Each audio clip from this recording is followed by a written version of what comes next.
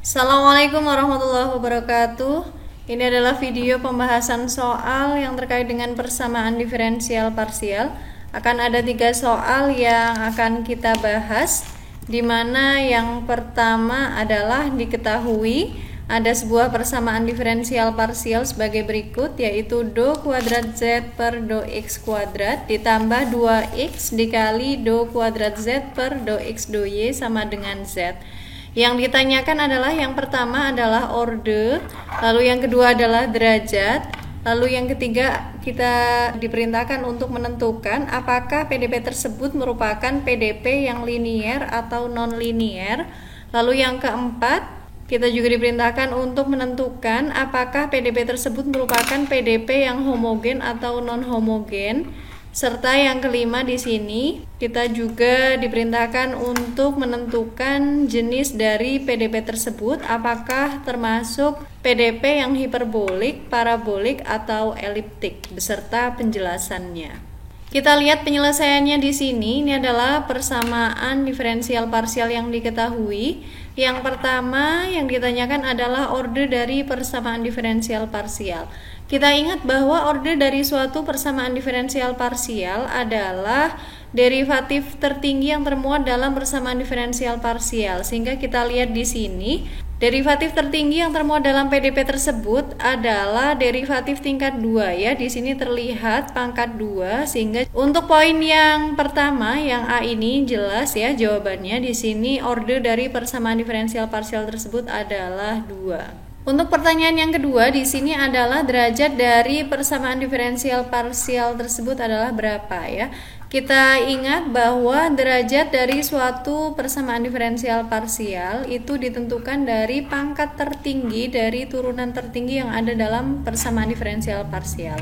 Kita lihat di sini, turunan tingkat tertinggi yang termuat dalam persamaan diferensial parsial tersebut adalah turunan tingkat kedua, dan turunan parsial yang tertinggi tersebut berpangkat 1 ya. Jadi di sini do kuadrat z per do x kuadrat ini pangkat 1.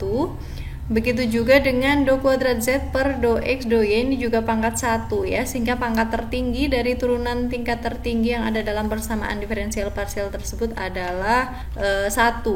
Jadi kesimpulannya di sini derajat dari persamaan diferensial parsial tersebut adalah 1. Untuk pertanyaan yang ketiga, di mana kita diperintahkan untuk menentukan apakah persamaan diferensial parsial tersebut merupakan persamaan diferensial parsial yang linier ataupun yang non-linier ya. Kita lihat di sini bahwa persamaan diferensial parsial tersebut memuat fungsi dan derivatif parsialnya yang berpangkat 1. Kita lihat di sini fungsi z ini berpangkat 1. Begitu juga dengan derivatif parsialnya yaitu do kuadrat z per do x kuadrat ini juga berpangkat 1. Begitu juga dengan derivatif parsial yang kedua, di sini do kuadrat z per do x do y ini juga pangkat 1 ya. Selanjutnya di sini koefisien suku pada persamaan diferensial parsial tersebut itu hanya bergantung pada variabel bebas atau konstantanya. Terlihat di sini untuk suku yang pertama ini memiliki koefisien 1, lalu suku yang kedua ini koefisiennya adalah 2x, di mana 2x ini adalah fungsi yang bergantung pada variabel bebasnya yaitu x. Sementara yang ketiga di sini koefisiennya juga 1 ya, sehingga jelas bahwa persamaan diferensial parsial tersebut memuat fungsi dan derivatif parsial yang berpangkat 1 serta koefisien suku yang termuat dalam PDP tersebut hanya bergantung pada variabel bebas dan konstantanya. Sehingga dapat kita simpulkan bahwa PDP tersebut merupakan PDP yang linier. Untuk soal yang ketiga di sini kita diperintahkan untuk menentukan apakah persamaan diferensial parsial itu termasuk PDP yang homogen atau non homogen ya. Kita lihat di sini semua suku yang termuat dalam PDP tersebut itu memuat fungsi yang tidak diketahui yaitu z, dan turunan parsialnya yaitu do kuadrat z per do e kuadrat dan do kuadrat z per do x do y ya. Dimana di sini terlihat dengan jelas bahwa semua suku itu memuat fungsi yang tidak diketahui ataupun turunan parsialnya. sehingga dapat disimpulkan bahwa PDP tersebut adalah PDP yang homogen. Selanjutnya, untuk pertanyaan yang kelima, kita diperintahkan untuk menentukan jenis dari PDP tersebut ya, apakah hiperbolik, parabolik, ataupun eliptik. Nah, penentuan jenis PDP tersebut ditentukan dari nilai B kuadrat min 4AC, di mana B ini adalah koefisien dari do kuadrat U per do X do Y, A adalah koefisien dari do kuadrat U per do X kuadrat, dan C adalah koefisien dari do kuadrat U per do Y kuadrat. Kita lihat di sini berdasarkan persamaan diferensial parsial yang diketahui, di sini kita tahu bahwa A-nya adalah 1 ya. Mengapa? Karena di sini terlihat dengan jelas koefisien dari do kuadrat Z per do X kuadrat ini adalah 1. Untuk selanjutnya, nilai B ini adalah sama dengan 2X ya, karena 2X ini merupakan koefisien dari do kuadrat Z per do X do Y. Sehingga di sini B-nya kita tulis sebagai 2X.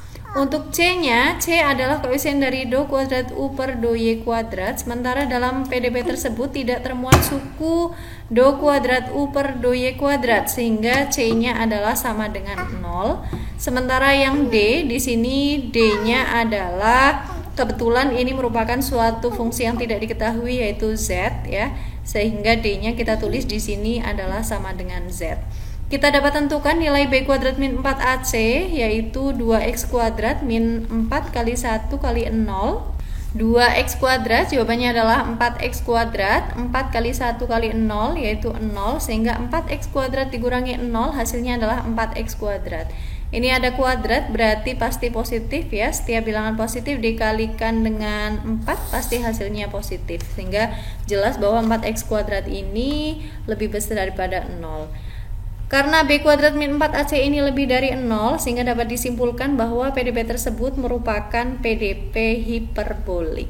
Kita lihat soal yang kedua, yaitu bentuklah persamaan diferensial parsial dari yang pertama Z sama dengan AX plus BY plus A kuadrat plus B kuadrat, ini dengan menggunakan metode eliminasi konstanta. Dan yang kedua di sini dari persamaan Z sama dengan E pangkat AY dikali F X plus BY dengan menggunakan metode eliminasi fungsi. Akan kita bahas satu per satu. Untuk poin yang A, di mana persamaan yang diketahui adalah Z sama dengan AX plus BY plus A kuadrat plus B kuadrat. Ini akan kita cari PDP-nya dengan menggunakan metode eliminasi konstanta. Yang pertama kita akan turunkan terlebih dahulu persamaan tersebut terhadap variabel bebas yang termuat di dalamnya. Kita lihat di sini, kita akan turunkan persamaan tersebut terhadap variabel bebas X. Di sini kita tulis do Z per do X sama dengan do yang di ruas kanan ya, AX plus BY plus A kuadrat plus B kuadrat per do X. Lalu di sini untuk yang ruas kanan ini bisa kita pisah penulisannya ya. Jadi do AX plus BY plus A kuadrat plus B kuadrat per do X ini bisa kita tulis menjadi do AX per do X ditambah dengan do BY per do X ditambah dengan do A kuadrat per do X ditambah dengan do B kuadrat per do X. Kita ingat bahwa di sini turunan dari AX terhadap variabel X adalah A. Lalu turunan dari BY terhadap variabel X adalah 0, turunan A kuadrat terhadap variabel X adalah 0, dan turunan B kuadrat terhadap variabel X adalah 0. Sehingga bisa kita tulis di sini do Z per do X ini sama dengan A plus 0 plus 0 plus 0, sehingga di sini do Z per do X-nya adalah sama dengan A. Kita tuliskan persamaan yang terakhir ini sebagai persamaan yang kedua. Setelah kita turunkan persamaan yang diketahui terhadap variabel bebas X, selanjutnya akan kita turunkan persamaan tersebut terhadap variabel Y.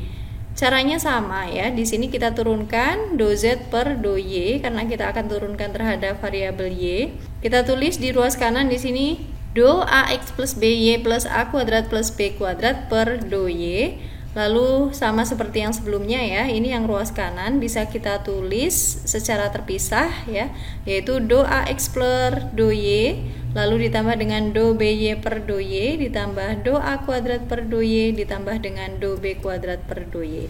Turunan dari AX terhadap variabel Y itu 0, lalu turunan BY terhadap variabel Y yaitu koefisien dari Y-nya ya, yaitu B.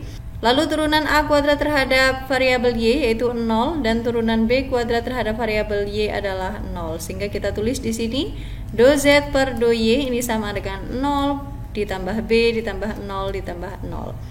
Hasilnya adalah do Z per do Y ini sama dengan B.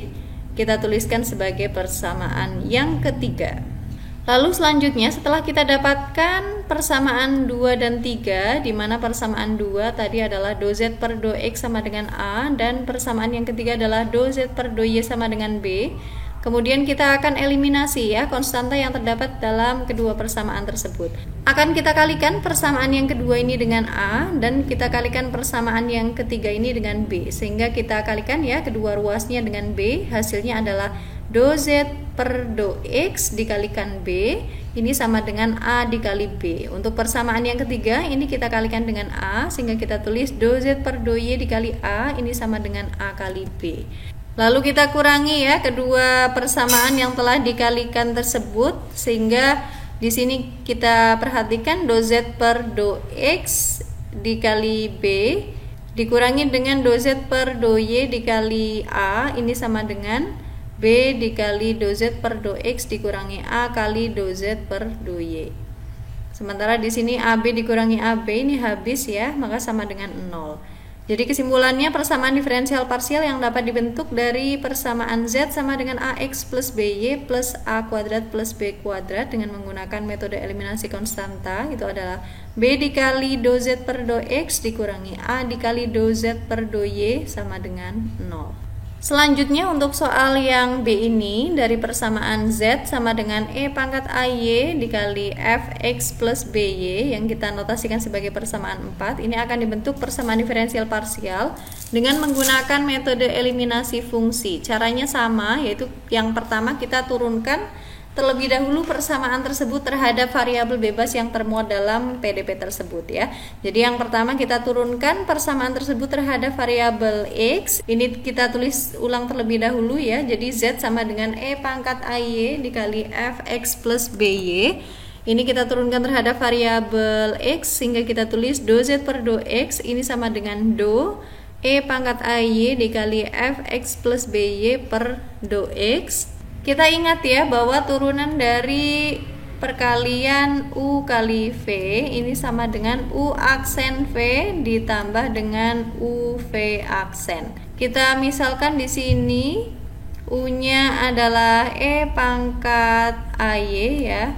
Lalu di sini V-nya adalah Fx plus BY ya.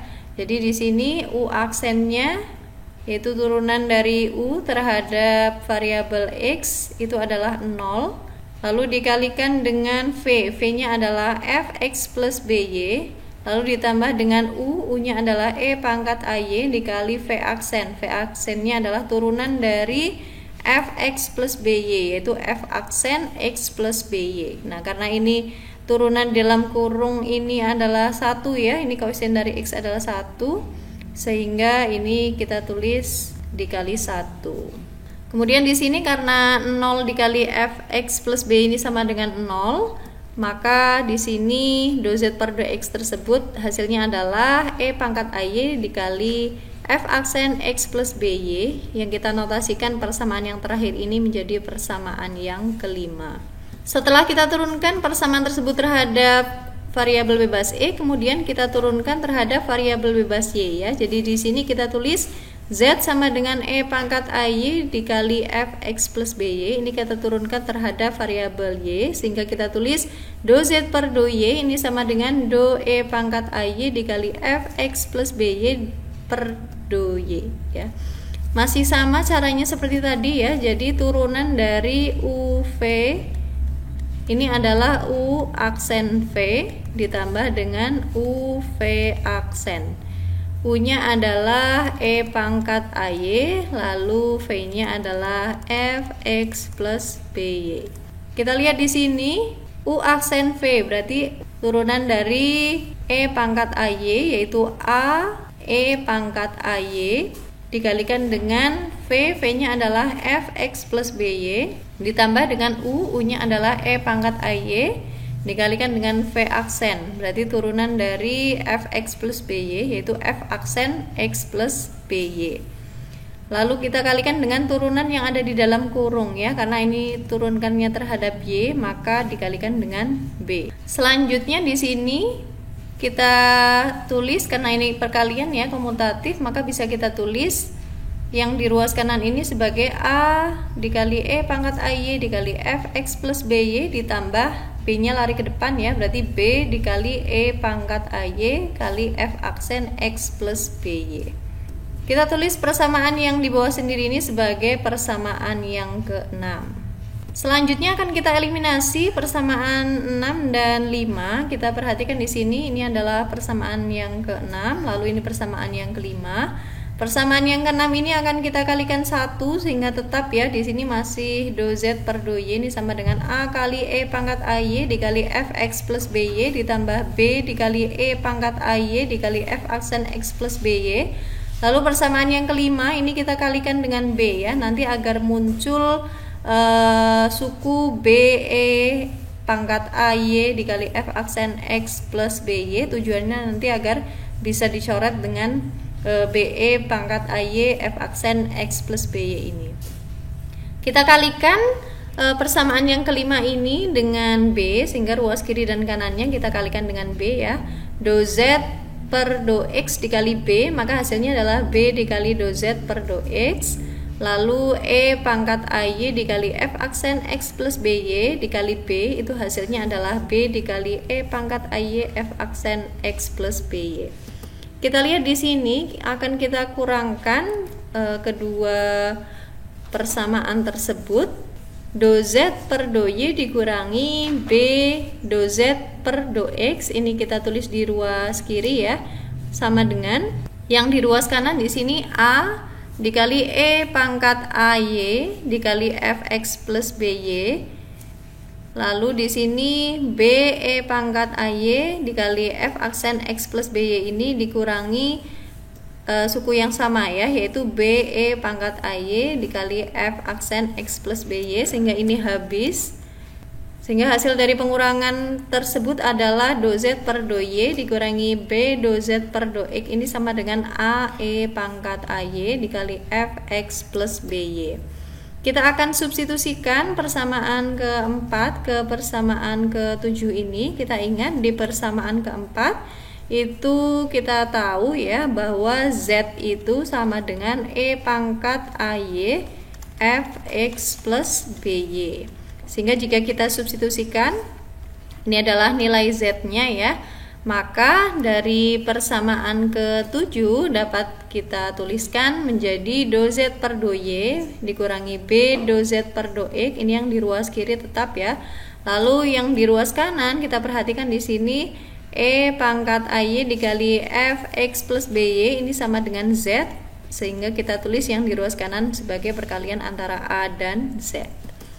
Jadi kesimpulannya di sini persamaan diferensial parsial yang dapat dibentuk dari persamaan Z sama dengan E pangkat AY dikali Fx plus By, ini adalah do Z per do Y dikurangi B do Z per do X sama dengan A dikali Z dengan menggunakan metode eliminasi fungsi.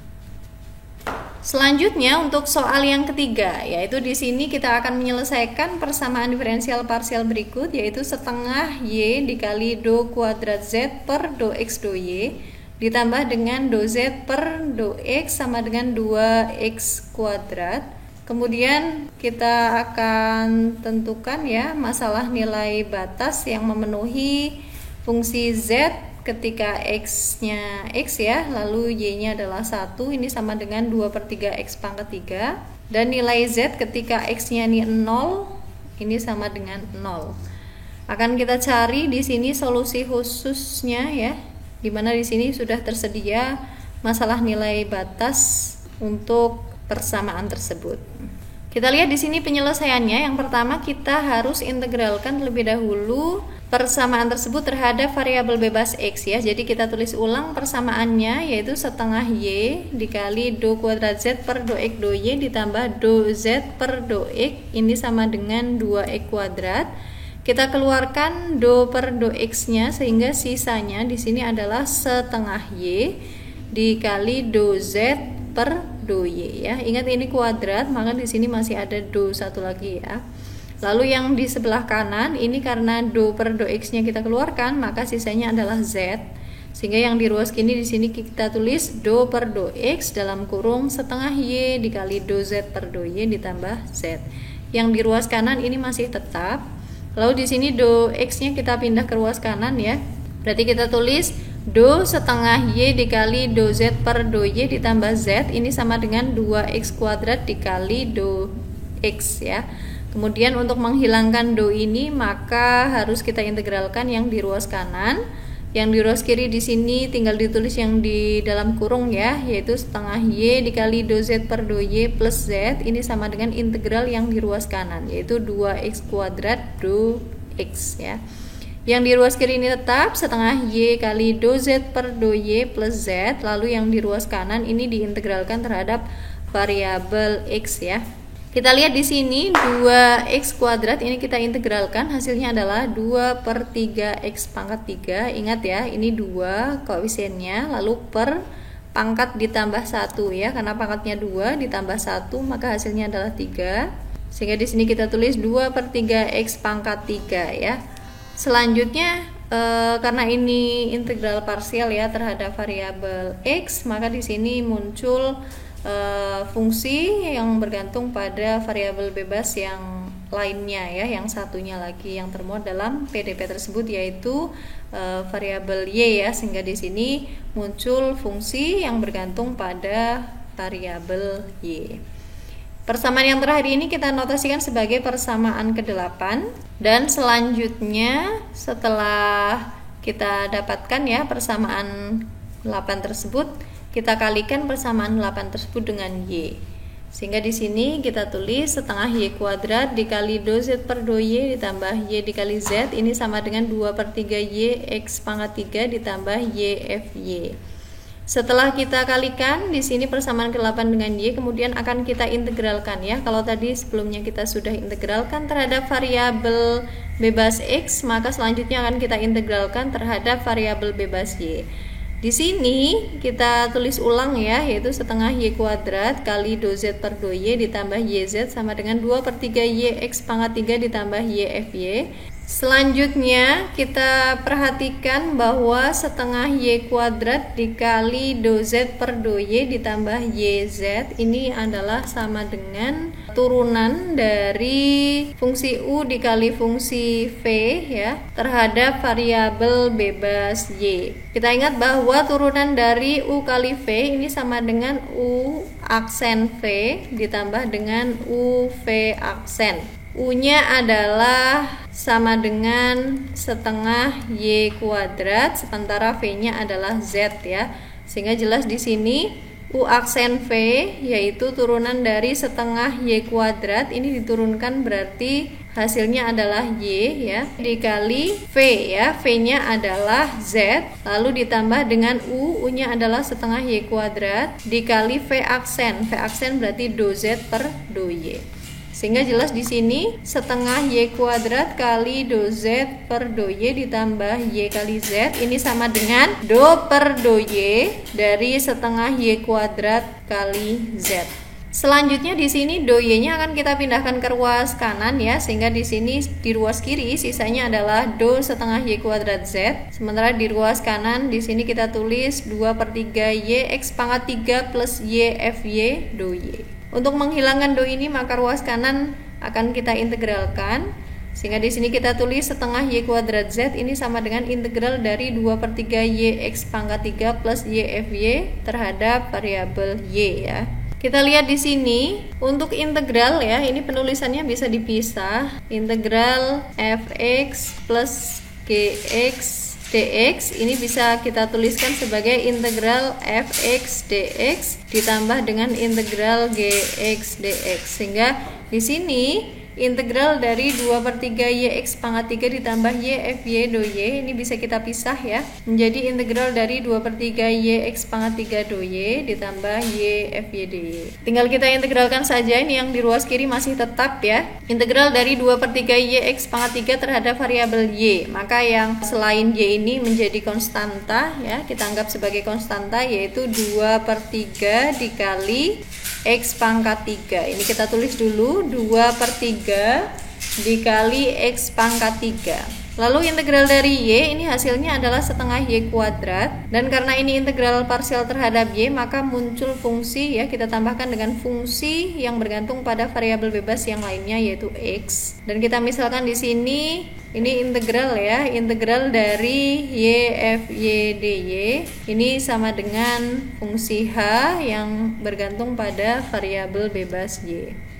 Jadi pemisalan ya, di sini integral dari YFY dy itu sama dengan H yang bergantung pada variabel bebas Y. Kita lihat di sini, ini tinggal penyederhanaan saja ya, 2/3 X pangkat 3 dikali setengah Y kuadrat, hasilnya adalah 1/3 X pangkat 3 Y kuadrat. Sehingga di sini Z itu dapat kita tentukan, yaitu 1/3 X pangkat 3 Y kuadrat plus GX plus HY dibagi yang di ruas kiri ya, yaitu setengah Y kuadrat. Selanjutnya di sini kita dapatkan solusi umum dari persamaan diferensial parsial. Jadi solusi umum adalah solusi yang kita dapatkan ya, hanya dari persamaan yang diketahui tanpa memanfaatkan masalah nilai batas.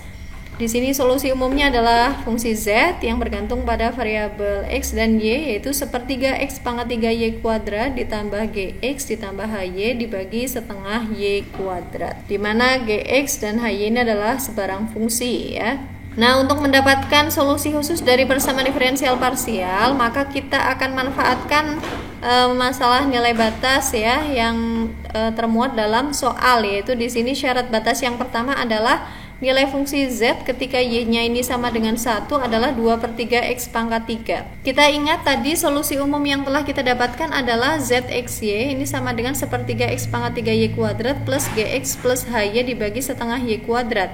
Sehingga ketika Y-nya sama dengan 1, di sini tinggal kita substitusi saja ya. Y-nya sama dengan 1, berarti ini 1 kuadrat, lalu yang ada Y-nya lagi di sini berarti H1, ini setengah Y kuadrat berarti setengah 1 kuadrat ya. Ini sama dengan 2/3 X pangkat 3.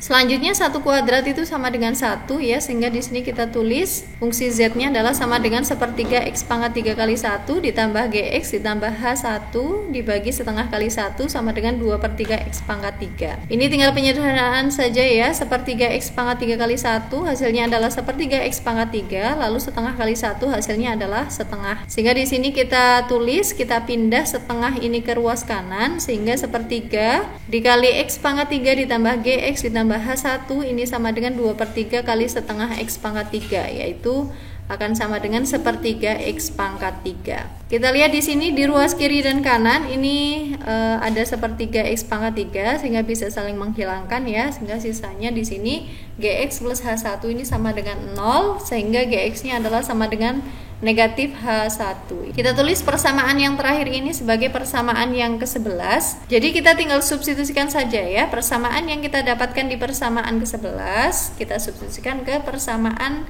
ke-10, yaitu solusi umumnya ya. Tadi solusi umumnya adalah Z itu sama dengan 1/3 X pangkat 3 Y kuadrat ditambah GX ditambah HY ini per setengah Y kuadrat. Kita lihat di sini, telah kita ketahui bahwa GX ini sama dengan negatif H1, sehingga kita tinggal substitusikan saja ya, nilai GX-nya ini sama dengan negatif H1. Selanjutnya setelah kita manfaatkan syarat batas yang pertama, lalu selanjutnya akan kita manfaatkan syarat batas yang kedua, yaitu nilai fungsi Z ketika X-nya ini 0 itu sama dengan 0 ya. Selanjutnya di sini tinggal kita substitusikan saja ya. Di sini X-nya 0, maka bisa kita tulis 1/3 0 pangkat 3 Y kuadrat dikurangi H1 ditambah HY per setengah Y kuadrat. Ini tadi sama dengan 0 ya. Tinggal kita sederhanakan di sini sepertiga dikali 0/3 yaitu 0 kali y kuadrat dikurangi h1 ditambah hy dibagi setengah y kuadrat, ini sama dengan 0. Sehingga kita tinggal pindah di sini setengah y kuadrat ke ruas kanan yaitu 0 kali setengah y kuadrat. Kita sederhanakan lagi di sini sepertiga kali 0 kali y kuadrat hasilnya adalah 0. Lalu di sini dikurangi h1 ditambah hy, ini masih tetap ya. Sama dengan yang di ruas kanan, ini 0 kali setengah y kuadrat hasilnya adalah 0. Sehingga kita dapatkan di sini hy-nya ini sama dengan h1. Setelah kita dapatkan di sini hy-nya adalah sama dengan h1 ya. Sementara tadi sudah diketahui bahwa gx-nya ini adalah sama dengan negatif h1, maka tinggal kita substitusikan ke solusi umum yang telah kita dapatkan, di mana solusi umumnya adalah z sama dengan sepertiga x pangkat 3 y kuadrat ditambah gx ditambah hy per setengah y kuadrat. Lalu kita substitusikan ya nilai gx-nya yaitu negatif h1 dan nilai hy-nya adalah positif h1. Sehingga di sini bisa saling menghilangkan ya, ini habis. Sisanya adalah sepertiga x pangkat 3 y kuadrat dibagi setengah y kuadrat. Di sini y kuadratnya bisa kita coret ya. Lalu sepertiga dibagi setengah hasilnya adalah 2/3. Sisanya di sini adalah x pangkat 3. Kita dapatkan di sini kesimpulannya adalah solusi khusus dari persamaan diferensial parsial tersebut adalah fungsi z yang bergantung pada variabel x dan y, di mana z tersebut adalah sama dengan 2/3 x pangkat 3. Inilah bagian akhir dari pembahasan soal tentang persamaan diferensial parsial. Semoga bisa bermanfaat. Terima kasih atas perhatiannya. Mohon maaf apabila terdapat kesalahan. Kita berjumpa lagi di lain kesempatan. Wassalamualaikum warahmatullahi wabarakatuh.